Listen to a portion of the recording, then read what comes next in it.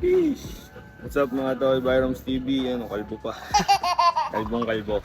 So gusto ko lang i-share pala tong gamit natin na pang washing ng motor, yung pang punas. Solid, promise. So pakita ko sa inyo. Ayan, so kakatapos lang natin mag-washing kasi nung isang araw nagpunta kami sa Santa Rosa, inabot kami ng motor. Ayan. So ang bilis magpatuyo ito. Ayan. Ito gamit natin. Metal na fabric. Solid maka ano yan.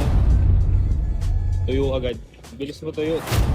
Tapos kahit kunyari basa tapos pinunas mo, kahit hindi mo pa siya pigain, nakakatuyo pa rin. Tapos ito pa yung isa nila, yung malaki. Kasi metal ko rin ito nabili. Ayan. Ito naman pang sasakyan ito. Dito ko ginagamit. Pero pwede rin dito kung gusto mo mabilisan. Ito.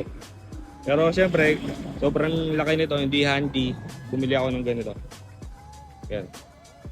C metal. Yan.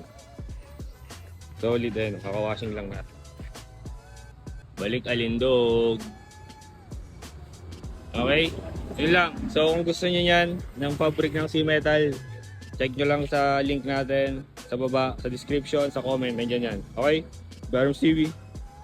Signing out.